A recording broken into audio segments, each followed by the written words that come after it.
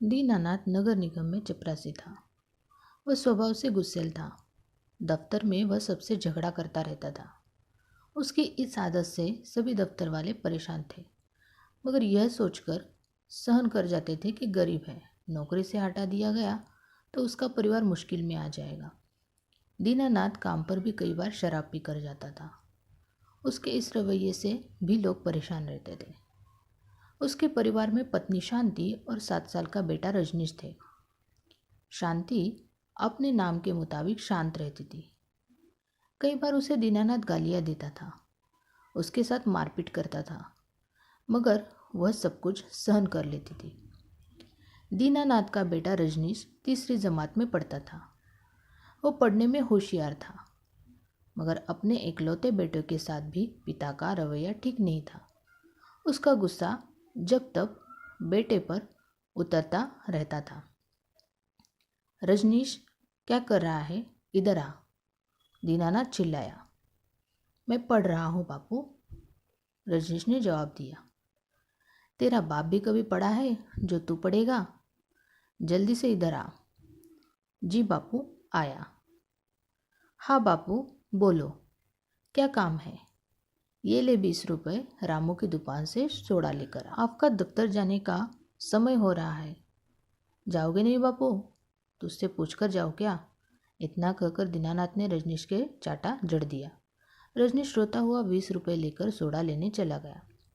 Dinanath soda लेकर शराब पीने बैठ गया। अरे रजनीश, इधर आ। अब क्या बापू? अबे आएगा तब बताऊंगा ना। हाँ बापू। जल्दी से माँ को बोल कि एक प्याज काट कर देगी। माँ मंदिर गई है बापू। तो तू ही काट ला। रजनीश प्याज काट कर लाया। प्याज काटते समय उसकी आंखों में आंसू आ गए और पिता के डर से वह मना भी नहीं कर पाया। दीनानाथ प्याज चबाता हुआ साथ में शराब के घूंट लगाने लगा। शाम के 4 बज रहे थे। दीनानाथ की शाम की शिफ्ट की में ड्यूटी थी। वह लड़खड़ाता हुआ दफ्तर चला गया। यह रोज की बात थी। दीनानाथ अपने बेटे के साथ बुरा बर्ताव करता था। वह बात बात पर रजनीश को बाजार भेजता था।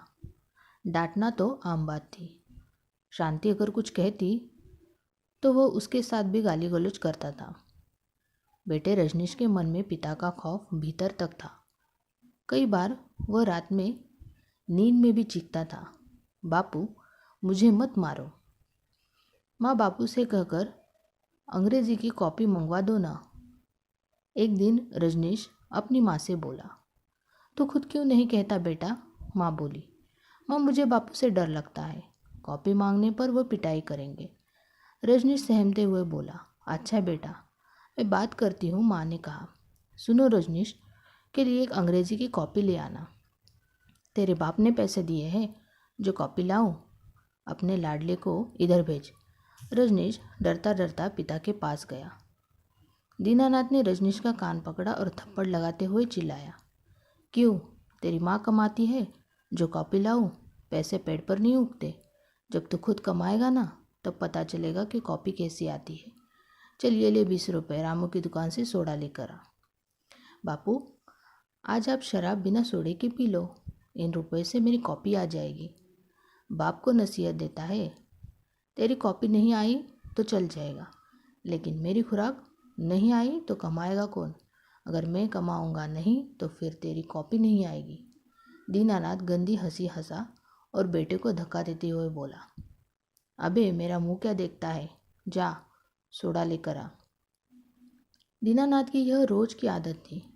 कभी वह बेटे को कॉपी किताब के लिए सताता तो कभी वह उससे बाजार के काम करवाता। बेटा पढ़ने बैठता तो उसे तंग करता। घर का माहौल ऐसा ही था। इस बीच रात में शांति अपने बेटे रजनीश को आंचल में छिपा लेती और खुद भी रोती।